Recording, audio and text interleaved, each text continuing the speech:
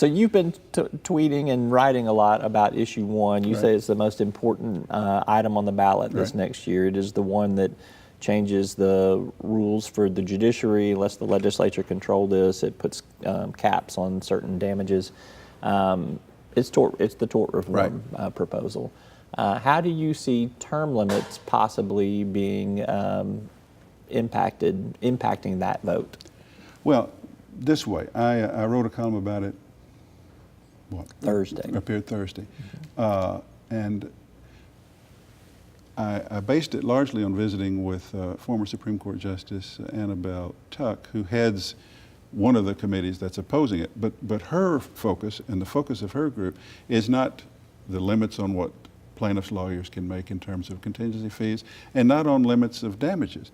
They're leaving that to other people to argue. Both are two pretty powerful messages, though, that could duke it out. Right, and she gets into those. She can't help it. But mainly her side is saying this section that says the legislature by 3/5 vote shall do the rulemaking of the courts. In addition to being a violation of the separation of powers doctrine, it changes this principle. Now, the rules of criminal and civil procedure, how we proceed in our lawsuits and under the ground rules that are known to everybody, are set by professional committees working for the Supreme Court, made up of lawyers and all forms of legal practice, and are subjected to public hearing and public review, and then the Supreme Court adopts them or doesn't adopt them. This says the state legislature can inject itself into that process and say, no, we're going to vote. We're going to try to vote by 60 out of 100 in the House and 21 out of 35 in the Senate to write the rules ourselves. And if you write the rules, as she says, you're the umpire of the baseball game. And if you're the legislature with fluid power to meet and make rules, then you could set the rules at home plate, a pregame meeting with the managers, then you could change them in the 6th inning if things weren't going the way you wanted. And she conceivably, lobbyists for private interests who don't like outcomes at the court could use their influence, which we have seen at the state legislature, to get rules changed. And then you get into, she's wondering, how is this, are we going to have retroactive application? She said, this is a recipe for abuse and disaster. Now, I say all that to say, to your question, I got tons of reaction to this column. And a lot of it was trial lawyers who saying, way to go, and retweeting it. But there were a lot of conservative people saying, I'm conservative, I'm Republican. I don't want these corrupt, you-know-whats setting the rules of the court.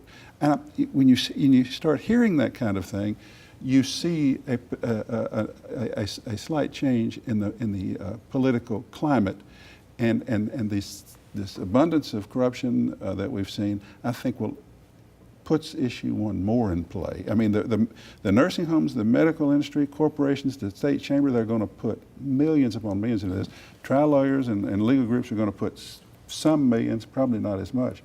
But I think the issue could come down to legislative corruption. It could be a factor. Your question? Well, I was just going to say that may lead us to start seeing some messaging on this start sooner rather than later. There's a lot of money. Well, that's one thing the judge said. Judge Tuck said. I'm surprised we haven't already started seeing it. No, we're going to see it soon. Mm-hmm. And I think probably the pro side is looking now at the publicity and the reaction and conversations like this and saying we need to get started.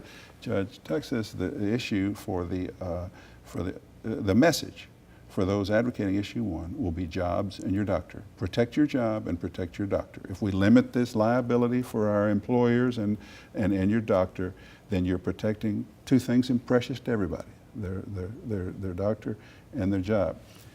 But now I think probably more than don't limit the damages is don't let the legislature take over the courts. On the damage cap side, just to say this, fundamentalist Christian groups, right-to-life groups, oppose the idea that you cap the value of a human life at $500,000 unless there is actual economic earnings capacity shown, which caps the life of a child or a senior citizen.